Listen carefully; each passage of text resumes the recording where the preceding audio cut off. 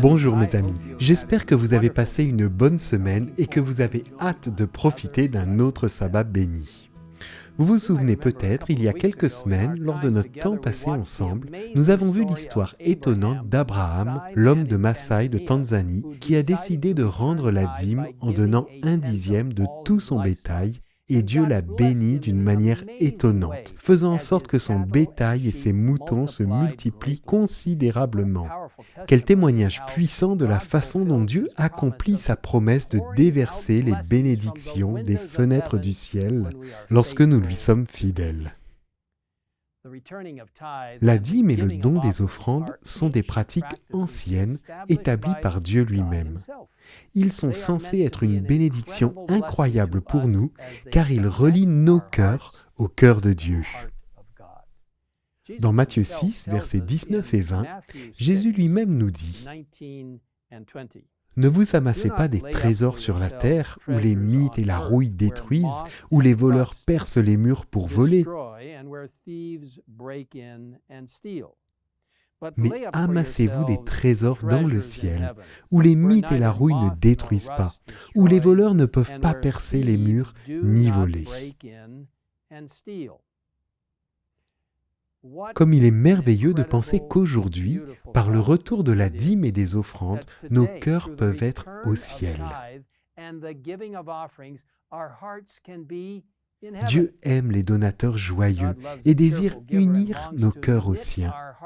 S'il nous demande de lui reverser la dîme, soit 10% de tout notre revenu, de les lui rendre, il nous demande aussi de faire des offrandes régulières et systématiques pour soutenir la mission de son Église.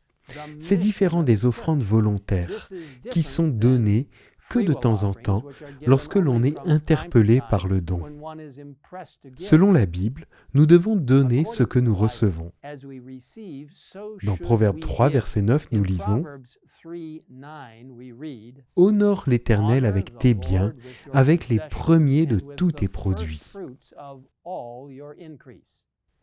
Et la Bible nous dit également que nous devons être constants dans nos offrandes, c'est-à-dire que nous devons déterminer à l'avance quel pourcentage de nos revenus nous donnons régulièrement en offrande. Et personnellement, je veux vous dire que c'est ce que ma femme Nancy et moi, nous faisons chaque mois sur une base mensuelle. Et vous pouvez le faire sur une base hebdomadaire, peu importe, mais c'est important de le faire de manière systématique. Une des façons d'identifier ces offrandes régulières et systématiques est le mot « promesse ». Ce concept de promesse est expliqué plus en détail dans cette courte vidéo produite par le département de gestion chrétienne de la vie de l'Église adventiste du 7e jour.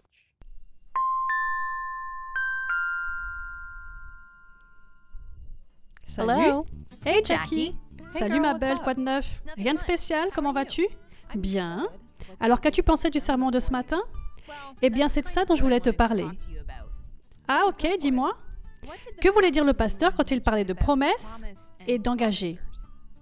Eh bien, les engagés sont ceux qui ont promis d'exercer leur confiance dans le Seigneur en lui renversant régulièrement un pourcentage de leurs revenus comme offrande en plus de la dîme.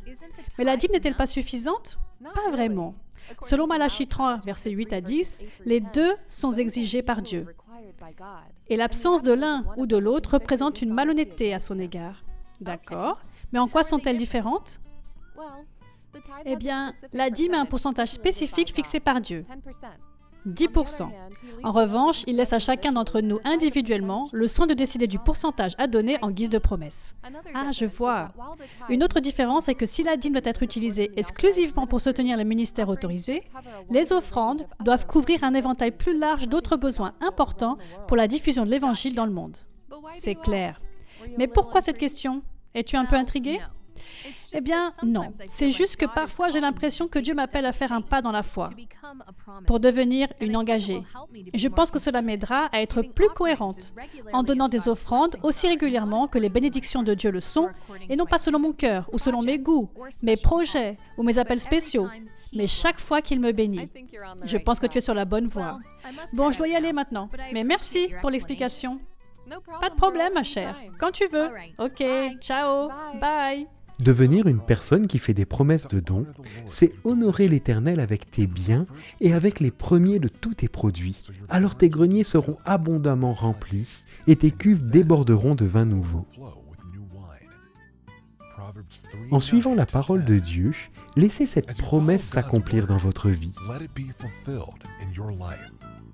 Puissions-nous mettre nos désirs en dernier et Dieu en premier. Mes amis, nous ne pourrons jamais surpasser le Seigneur. Encore une fois, je veux vous donner un témoignage personnel que Nancy et moi avons vu de manière étonnante dans notre vie personnelle au fil des années, les 45 années que nous avons été mariés, bientôt 46. Dieu vous bénira et les 9 dixièmes, les 8 dixièmes ou n'importe quel pourcentage que vous aurez, je veux vous dire qu'il les bénit plus que les 100% originaux. C'est une bénédiction de Dieu. Il n'attend que de déverser ses bénédictions sur vous. Si vous souhaitez en savoir plus sur la promesse et sur le fait de mettre Dieu en premier, je vous encourage à visiter le site stewardship.adventist.org/what-is-promesse. Permettez-moi de prier ensemble, en particulier sur ce sujet spécial. Père Céleste, nous te remercions de nous avoir donné tant de choses, y compris nos talents, nos capacités, notre temps et nos ressources. Seigneur, alors que nous confions tout cela entre tes mains, donne-nous une compréhension de la beauté et de ta merveilleuse prescription de te rendre la dîme, qui t'appartient déjà, et nous rendons ces 10% et ensuite les offrandes régulières supplémentaires que nous offrons. Aide chacun à déterminer avec toi ce qu'il convient de te donner comme offrande précieuse. Seigneur, je te remercie pour les bénédictions que tu nous donnes. Je te remercie de promettre de déverser des bénédictions par les fenêtres du ciel, plus que nous pourrons jamais en recevoir. Seigneur, je témoigne du fait que tu as fait cela pour moi, pour ma famille. Seigneur, qu'il en soit ainsi pour ceux qui nous regardent aujourd'hui. Tu as dit de te mettre à l'épreuve et de voir si tu ne feras pas la même chose. Nous te remercions au nom de Jésus. Amen. In the name of Jesus. Amen.